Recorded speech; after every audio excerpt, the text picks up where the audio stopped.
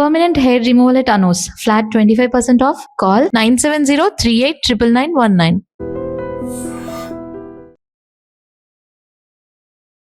Welcome to I dream. Tuni పాప అదృశ్యం case అనేక మలుపులు తిరుగుతుంది. దాదాపు 8 రోజులు గడిచిన పాప ఆచూకీ దొరకపోవడంతో పోలీసులు తలలు పట్టుకున్నారు. మరోవైపు పాప వస్తుందంటూ పాప తల్లిదండ్రులు ఇంటి దగ్గర ఎదురు చూస్తున్నారు. ఉన్న ఒక్క ఆధారం కుక్క చనిపోవడంతో పోలీసులు తలలు పట్టుకున్నారు. ఎలాగైనా సరే ఆ కేసును బ్రేక్ చేయాలని కాకినాడ పోలీసులతో పాటు గవర్నమెంట్ కూడా రంగంలో దిగింది. దీని మీద ముఖ్యంగా అటవీ శాఖ మంత్రి పవన్ కళ్యాణ్ గారు దృష్టి సారించారు. దీంతో పవన్ కళ్యాణ్ గారి ఆదేశాల మేరకు చాలామంది పోలీసులందరూ కూడా రంగంలో దిగారు.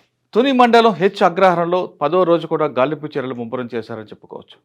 నిన్నటి రోజున పవన్ కళ్యాణ్ ఆదేశాల మేరకు అదృశ్యమైన చిన్నారి జాను కోసం త్వరితగతిన కనుక్కునేందుకు మరిన్ని బృందాలు రంగం దించారని ప్రభుత్వం చర్యలు చేపట్టింది.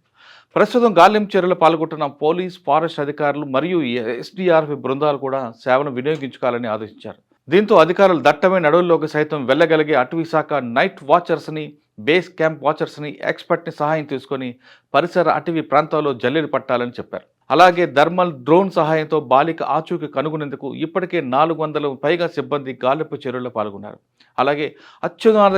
అలాగే లేటెస్ట్ డ్రోన్లతో అణువణువు జల్లెడు పట్టేందుకు అధికారులు సిద్ధమయ్యారు. ఇక చిన్నారి కేసులో కీలకంగా ఉన్న కుక్క చనిపోవడంతో దానికి పోస్ట్ మార్టం నిర్వహించి అధికారులు పడ్డారు. పోస్ట్ మార్టం చేయడానికి ప్రధాన కారణం కుక్క 3 రోజులు ఎక్కడుంది, ఆ కుక్క ఎందుకు చనిపోయింది, కుక్క మీద గాయాలు ఉన్నాయి కాబట్టి ఎవరైనా దానికి మొత్తమంది చంపారా, మొత్తమంది ఇచ్చారా, లేదు తలపైన రాయి కొట్టి చంపారా, అసలు అదృశ్యమైన దగ్గర నుండి 3 రోజులు ఇంటికి రాని కుక్క ఎక్కడుంది, ఎవరి కస్టడీలో ఉంది, లేదా అది దారి మర్చిపోయి పడిపోయిందా, 3 రోజుల తర్వాత ఎందుకు వచ్చింది, ఇవన్నీ తెలియాలంటే కుక్క చావుకు కారణం ఎవరు తెలియాలి. కుక్క చావుకు కారణం ఎవరు తెలుసుకోవాలంటే దాని పోస్ట్ మార్టం తప్పని పరిస్థితి అని పోలీసులు భావించారు. అందుకు అనుగుణంగా ఆదివారం నాడు పోస్ట్ మార్టం చేసిన అధికారులు దాన్ని ప్రిజర్వ్ చేసి ఇంకా ఎక్స్పర్ట్ కోసం విశాఖపట్నం పంపించినట్టుగా తెలుస్తుంది. అక్కడ రిపోర్ట్ రావాలంటే మరో 2-3 రోజులు పట్టే అవకాశం ఉంది. 2-3 రోజుల తర్వాత కుక్క చావుకు కారణం అని తెలుస్తుంది.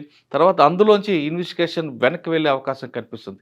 అంటే కుక్క చావుకి కారకులు ఎవరైనా తెలిస్తే దాన్ని ఎవరు బంధించుంటారు, ఎవరు చంపుంటారు అనే కోణంలో దర్యాప్తు వెళ్తుంది. లేదు కుక్క అనారోగ్యం కారణంలో చనిపోయిందని ఒకవేళ రిపోర్ట్ వస్తే మాత్రం కథ మొదటికి వచ్చే అవకాశం కనిపిస్తుంది. ఏదేమైనా సరే దాదాపు 10 రోజుల నుంచి కాకినాడ పోలీసులు కంటి మీద కునుకు లేకుండా జాను ఆచూకీ కోసం కనిపెడుతున్నారు. ఎప్పటికైనా జాను నవ్వుతూ తిరిగి ఇంటికి రావాలని మనం కూడా కోరుకుందాం.